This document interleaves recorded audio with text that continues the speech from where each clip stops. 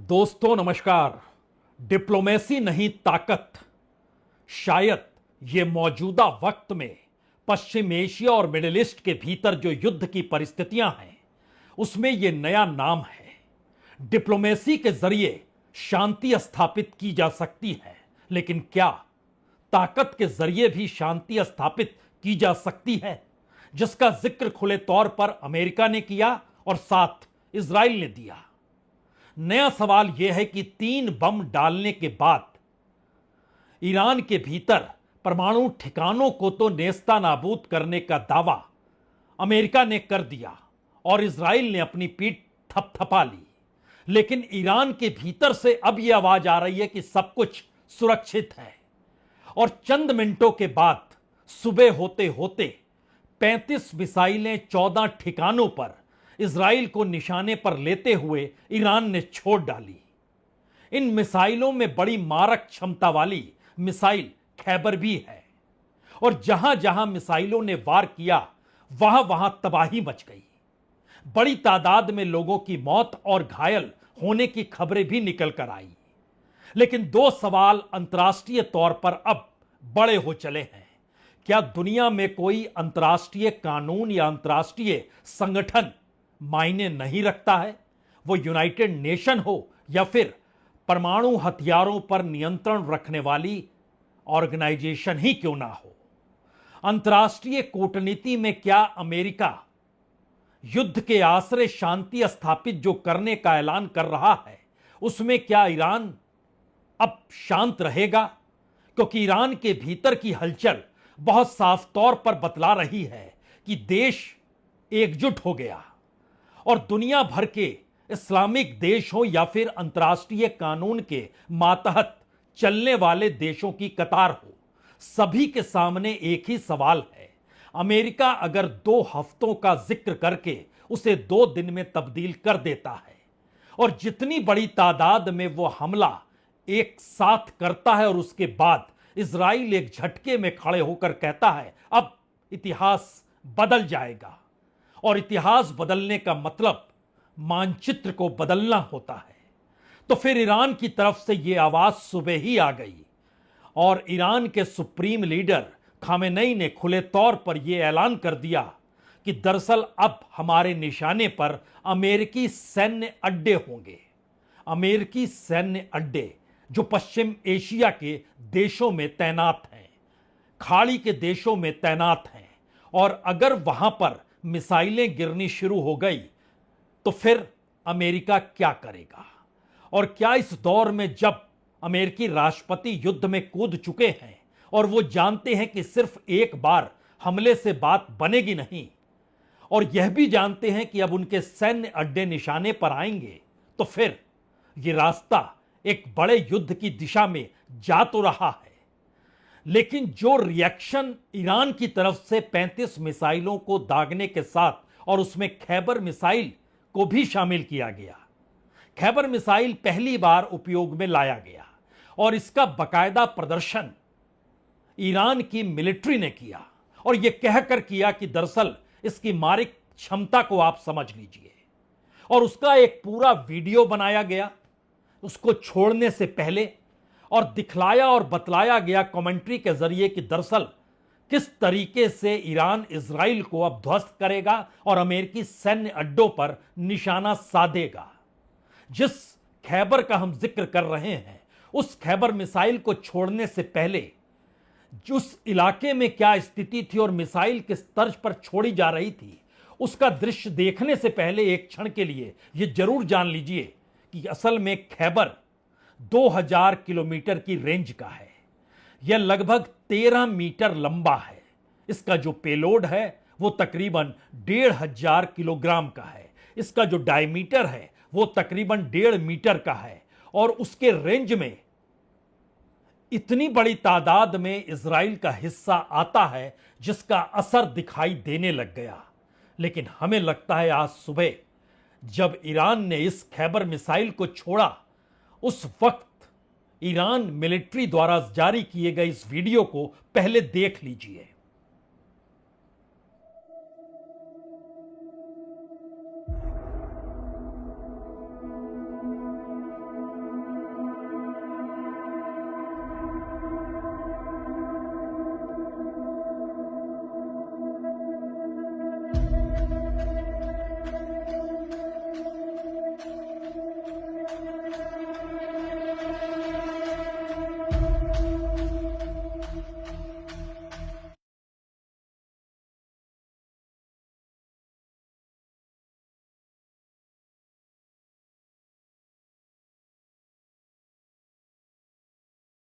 شما رو که معکوس 10 9 8 7 6 5 4 3 2 1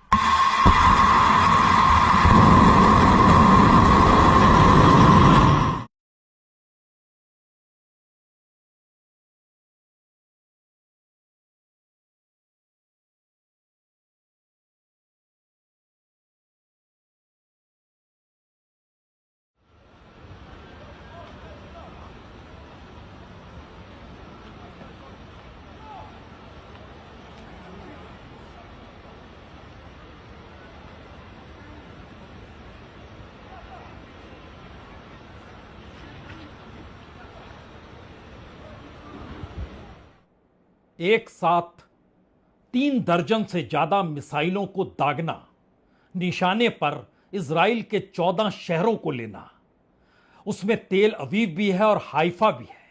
हम तमाम जगहों की तस्वीर आपको दिखाएं उससे पहले एक बड़ा सवाल यह भी है कि जो पूरे के पूरे सैन्य अड्डे अमेरिका के पश्चिम एशिया और खाड़ी देशों में मौजूद हैं, वहां की परिस्थितियां भी इस वक्त ईरान के रेंज में है। और खामेनेई जो ईरान के सुप्रीम लीडर हैं, उन्होंने खुले तौर पर ना सिर्फ ऐलान किया बल्कि मिलिट्री के जरिए एक मैप जारी किया गया और उसमें जानकारी दी गई कि सैन्य अड्डे कहां कहां पर हैं और ये किस तरीके से किन मिसाइलों के दायरे में यानी ईरान के दायरे में यह आते हैं। उन मिसाइलों के साथ इस नक्शे का जिक्र करते हुए खामेनेई ने कहा कि अब युद्ध हम खत्म करेंगे, यानी जो अमेरिका ने शुरू किया और जिस तरीके से शुरू किया उसको खत्म हम करेंगे। और यहां यह समझना जरूरी है कि अमेरिकी हमले के बाद सिर्फ एक सऊदी अरब है जिसने ईरान से कहा कि उसे संयम बरतना चाहिए। Iraq, Kuwait, Bahrain, Jordan, United Arab अमीरात, किसी की तरफ से कोई बड़ी प्रतिक्रिया नहीं आई। पाकिस्तान ने निंदा जरूर की, यानी जो सीमावर्ती देश हैं वहां से प्रतिक्रिया सिर्फ सऊदी अरब की आई और सऊदी अरब में अमेरिका के फाइटर जेट और तकरीबन 35,000 सैनिकों की तैनाती है। लेकिन सवाल सऊदी अरब भर का नहीं है, सवाल तो इराक का भी है जो इरबिल असद एयरबेस है, जहां पर 2000 अमेरिकी सैनिक तैनात हैं। क्या वो ईरान की मिसाइल के रेंज में अब आएंगे और मिसाइलें दागी जाएंगी? कुवैत में तो 5,000 मरीन कमांडो हैं, 2 बड़े एयरक्राफ्ट कैरियर अमेरिका के मौजूद हैं, वह भी निशाने पर लेने का जिक्र खुले तौर पर अब ईरान करने से चूक नहीं रहा है। बहरीन में तो अल उबैद एयरबेस और साथ ही जो रिफ्यूलिंग की व्यवस्था होती है उसको भी निशाने पर लेने का जिक्र है। ईरान की सेना की तरफ से जॉर्डन में, जहां पर अम्मान में 2000 से ज्यादा अमेरिकी सैनिक हैं, और यूनाइटेड अरब अमीरात में जहां पर तीनों विंग अमेरिका की मौजूद है, यानी नेवल है, आर्मी है और एयरफोर्स है, तीनों के बेस हैं, 6000 सैनिकों की मौजूदगी है, उन्हें भी निशाने पर अब ईरान क्या ले लेगा? और इसके साथ बड़ा सवाल यह भी है, अगर ईरान के निशाने पर कोई भी सैन्य अड्डा जो अमेरिका का है वो आता है तो उसके बाद अमेरिका क्या करेगा?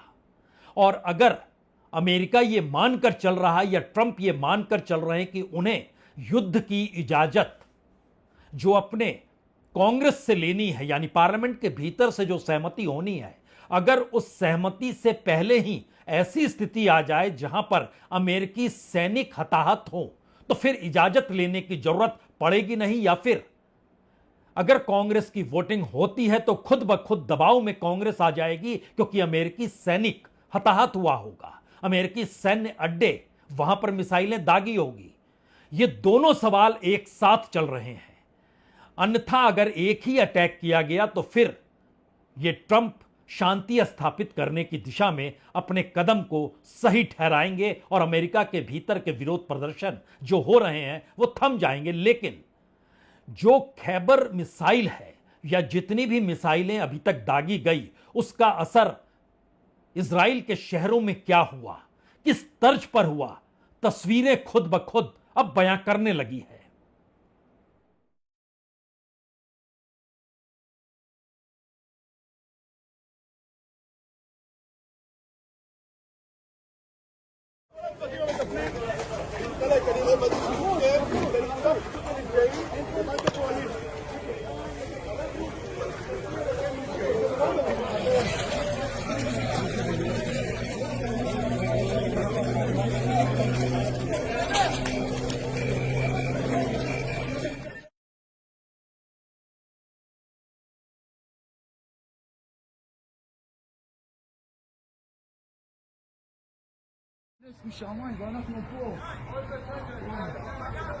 בוא תראה, פה בהרצל.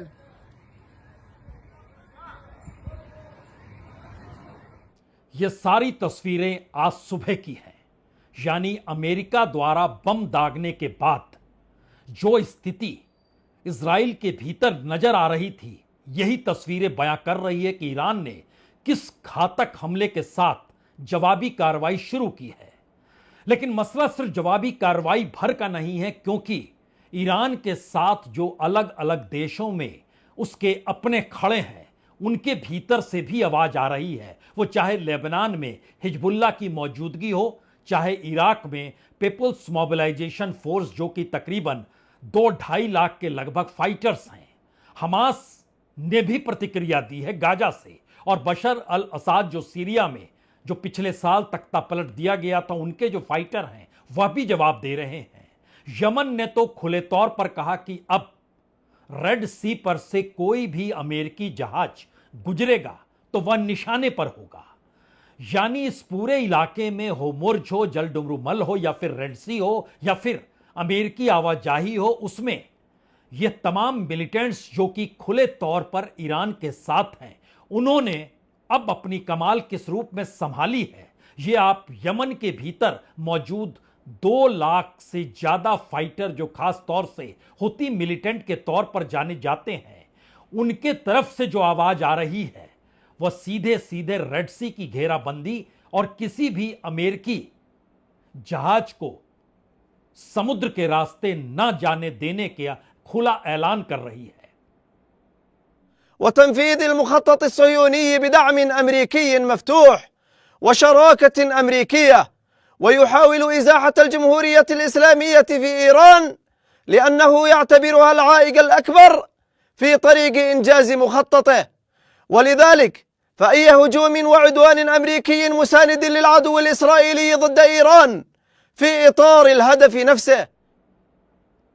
खुले तौर पर अमेरिका को चेतावनी देने की सोच दरअसल ईरान के सुप्रीम लीडर खामेनेई ने जो अपने देश को संबोधित किया, उसके जरिए ही निकल कर आई है। और उनका कहना है कि जहां जहां भी अमेरिकी विमानों ने हमला किया या जिस B-2 बॉम्बर के जरिए नुकसान पहुंचाने का जिक्र है, दरअसल उससे बहुत ज्यादा क्षति ईरान को हुई नहीं है। और ईरान के भीतर से अब जो रिपोर्ट आ रही है उसमें फॉर्डो और नतांज जो कि यूरेनियम इनरिचमेंट प्लांट हैं, और इस्फान जो कि uranium carbon plant conversion plant जो माना जाता है, इन तीनों जगहों से हथियारों की आवाजाही 48 घंटे पहले ही शुरू कर दी गई थी, यानी हटा ली गई थी। और जो सैटेलाइट पिक्चर्स भी आ रही है वह भी बतला रही है कि यहां पर जो हमला हुआ है अमेरिका के जरिए, वहां पर कुछ था ही नहीं। लेकिन उसके बाद का सवाल है कि ईरान के भीतर सिर्फ फोर्डो, नतांज और इस्फान भर नहीं है, बल्कि बूशहर भी है जो कि न्यूक्लियर पावर प्लांट जहां पर है, बंदर अब्बास भी है जहां पर यूरेनियम माइन है, मारिवान न्यूक्लियर एक्टिविटी का क्षेत्र माना जाता है, और बरामिन भी न्यूक्लियर एक्टिविटी का क्षेत्र है। इसके अलावा जो रिसर्च की फैसिलिटी है वो तेहरान में भी है, वो अराक में भी है, वो बोनाब के भीतर भी है। यानी इन तमाम जगहों पर स्थिति ईरान कह रहा है हमारे अनुकूल है, ऐसा कुछ भी नहीं हुआ है। लेकिन अगला सवाल यह भी है, इन सब के बीच परमाणु नियंत्रण को दुनिया भर में अंतर्राष्ट्रीय तौर पर देखने वाली IAEA की भूमिका क्या होगी। इमरजेंसी बैठक बुलाई गई है, लेकिन कल, आज नहीं। इमरजेंसी बैठक कल होगी और ईरान किस रूप में परमाणु हथियारों को लेकर अब आगे बढ़ सकता है या नहीं बढ़ सकता है, अमेरिका का दावा सही है या नहीं सही है, या फिर इजराइल जो कह रहा था उसके पीछे भी कोई सबूत था या नहीं था। इन तमाम सवालों के जवाब बीते दिनों यूनाइटेड नेशन के तक के भीतर IAEA ने दिए हैं। लेकिन एक बार फिर इमरजेंसी बैठक में यह परिस्थिति दोबारा से उठने वाली है। क्या ईरान सक्षम है या नहीं है, या सब कुछ बर्बाद अमेरिका ने कर दिया जो ट्रंप दावा कर रहे हैं? सवाल यह है कि जिस जहाज या जिस बॉम्बर का इस्तेमाल किया गया, उसको देखने और उसको समझने के लिए हमें लगता है कि उसकी ताकत का एहसास इस रूप में होना चाहिए कि इसके बारे में कहा जाता है कि B-2 बॉम्बर जो JBU-57, इसकी भी बम की जो खासियत है जो अमेरिका के जरिए दागी गई, और इसको लेकर जो B-2 स्पिट स्टेल्थ बॉम्बर कहा जाता है, इसका वजन तकरीबन 71,000 किलोग्राम का है। यह तकसन टेक ऑफ जब करता है तो 1,71,000 इसमें विस्फोटक होते हैं। इसकी रेंज 12,000 किलोमीटर तक है। इसकी कीमत 17,000 करोड़ तक है। इस विमान की पूरी प्रक्रिया को अमेरिकी राष्ट्रपति व्हाइट हाउस के सिचुएशन रूम में बैठकर देख रहे थे। तो एक तरफ वो देख रहे थे और दूसरी तरफ आसमान में गोते लगाता हुआ यह B-2 स्पिट स्टेल्थ बॉम्बर जिस तरीके से चल रहा था और जिन भी शहरों को पार कर रहा था, पूरी तस्वीर एक झटके में आंखों के सामने उभर सकती है। ध्यान दीजिए, व्हाइट हाउस की सिचुएशन रूम और दूसरी तरफ आसमान में मंडराता हुआ यह जहाज जिसने अटैक किया 3 ठिकानों पर, परमाणु वाले ठिकानों पर।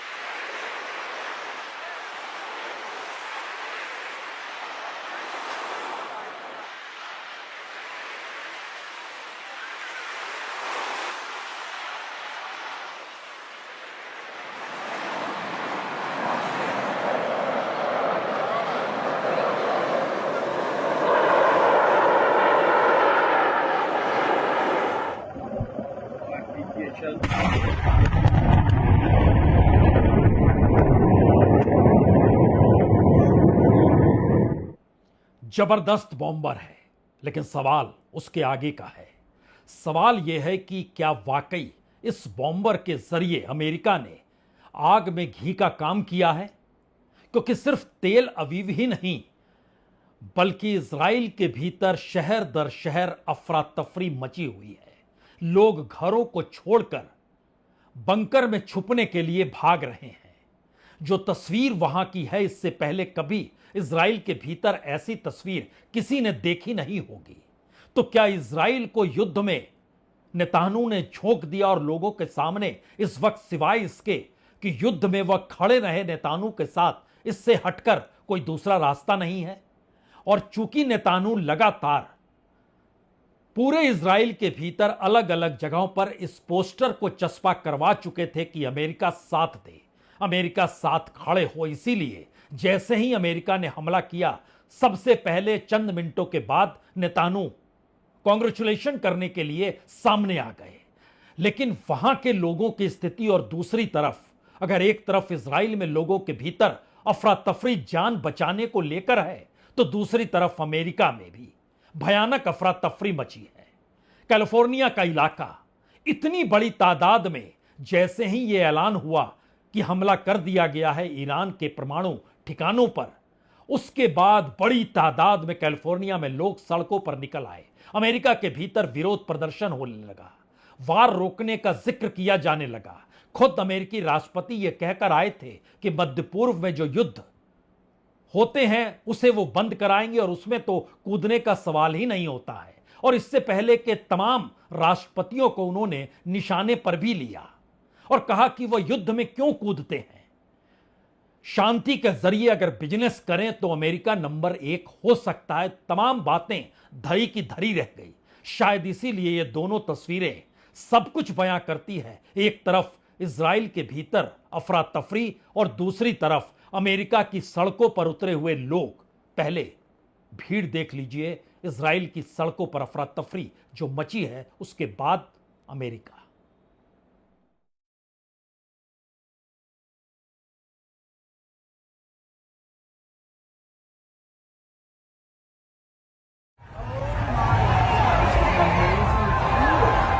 America's pissed off, people.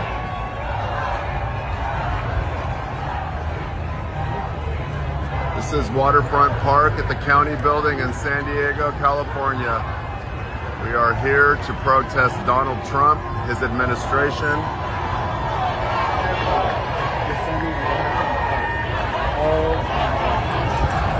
Trump must go. ये दृश्य, ये तस्वीरें सब कुछ बयां कर दे रही हैं। उन हालातों को बयां कर रही है जो हालात हाथ से निकल चुके हैं और कहीं व्यापक दायरे में युद्ध समेटा जा चुका है। और समेटने की दिशा में विस्तृत होता युद्ध का दायरा किस किस को अपने भीतर समेटेगा, यह सवाल क्या सोमवार की बैठक पर टिका होगा? जब अमेरिकी कांग्रेस कोई निर्णय लेगी, जब यूनाइटेड नेशन कोई निर्णय लेगा। यूनाइटेड नेशन की परमाणु निगरानी एजेंसी IAEA, उसके चीफ राफेल ग्रेसी कह रहे हैं कल इमरजेंसी मीटिंग में कुछ फैसले तो होंगे, लेकिन ये फैसले युद्ध को रोकेंगे कैसे? अब कौन रोकेगा ईरान के भीतर ये कहते हुए कि अमेरिकी सैन्य अड्डों को निशाने पर मत लो? क्योंकि पूरे ईरान में नारे और ईरान के सुप्रीम खामेनेई के राष्ट्र के नाम संदेश के बाद यही नारे लगते रहे, जिसमें एक नाम अमेरिका का, एक नाम इजराइल का, और दोनों को निशाने पर लेने का खुला जिक्र हो रहा था। तो सवाल युद्ध से आगे या युद्ध के बीच में खड़ी दुनिया के सामने यह फैसला लेने का वक्त है, या फिर इस युद्ध की समाप्ति या युद्ध को आगे बढ़ाने के बीच खड़ी यह दुनिया को तय करना है कि उसके लिए महत्वपूर्ण है क्या? या फिर अमेरिका जिस रास्ते पर निकला है उस रास्ते में वो अमेरिकी राष्ट्रपति की जरूरत है, या अमेरिका के भीतर यह सवाल बड़ा हो चला है कि ट्रंप ने अब अमेरिका को भी फंसा तो नहीं दिया? नेतान्याहू को लेकर भी यह सवाल है, फंसा तो नहीं दिया? कल तक यह सवाल ईरान के सुप्रीम लीडर तक को लेकर था, लेकिन जिस लिहाज से हमले हुए, जिस लिहाज से घेराबंदी ईरान की होती चली गई और अमेरिका कूद गया, सारे रास्ते क्या बंद हो चले हैं? शायद हां है ये जवाब, क्योंकि इस बीच वह पुतिन हो या शी जिनपिंग हो, हर की दृष्टि में इस दौर में सबसे महत्वपूर्ण है कि अब SCO की बैठक जो होनी है 25 तारीख को, उसमें कौन सा निर्णय लिया जाएगा। अगले महीने जो ब्रिक्स की बैठक होनी है उसमें कौन सा निर्णय लिया जाएगा। उसमें ईरान को भी शरीक होना है, उसमें भारत को भी शरीक होना है, उसमें रूस भी है, उसमें चीन भी है। और उससे आगे का सवाल यह है कि इसी बरस जब क्वाड की बैठक होनी है तब क्या होगा? अमेरिका का रास्ता दुनिया का रास्ता है, या दुनिया इस दौर में कोई नया रास्ता अमेरिका को भी दिखलाएगी? शायद यही सवाल है। बहुत बहुत शुक्रिया, बहुत बहुत शुक्रिया।